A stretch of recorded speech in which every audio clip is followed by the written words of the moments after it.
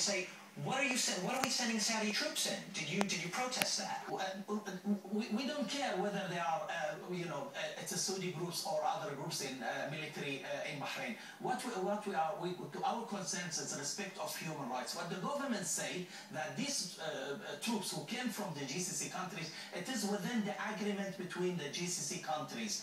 Our concerns is those troops should not intervene with the internal situation, should not arrest the people, should not intervene with the daily life of the people. And the government guaranteed that they will stay out of the main cities and main roads. But it was after the Saudi troops came in that we really saw the end of these protests. We haven't heard about them really since. There is no evidence that the Saudi troops intervened in the daily life. No, I'm not saying that, but whatever they did or did not do, the protests effectively ended. Now, there is a dialogue. Instead of a protest, the government presented a dialogue as an exit for the crisis, the political crisis. So they're still talking, in other words, right now. Well, are there talks right now with the opposition? There is a talks, but it is not a real dialogue. There is a discussion between all three groups, the government, Sunnis and Shia, to agree on the main demands and the future situation of Bahrain. Hassan, we have 2 minutes left, very short time. Iran. No discussion would be complete without it. Saudi Arabia is its arch enemy, and Saudi Arabia sees Bahrain as having very common interests. Everyone's scared of Iran and its possible influence. Well, I believe Iran did not play a constructive role in Bahrain. Iran having a link with those extreme groups of the opposition.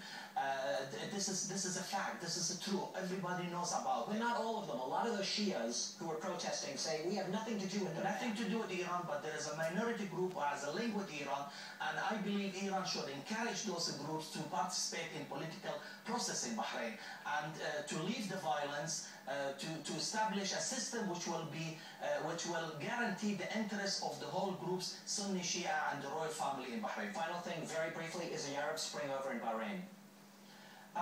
Well, it's the situation that we like to have it for our country in the future.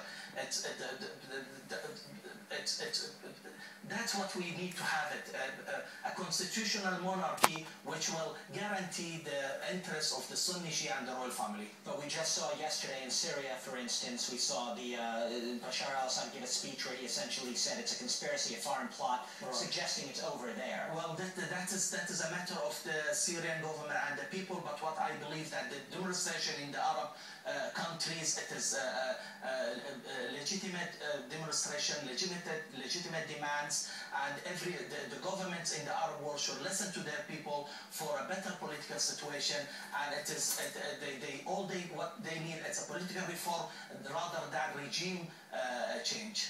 In your next meeting with the authorities in Bahrain, what are you going to say to them?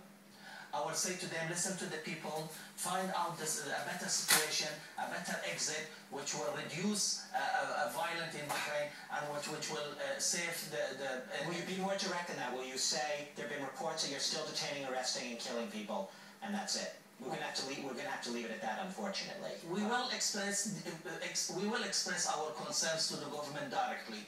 Hassan Shafee, thank you very much. President of the Bahrain Human Rights Monitor. Obviously, much more we could discuss. We've been talking about the human rights situation in the Persian Gulf state of Bahrain. You've been watching the France 24 interview. Is this part 2?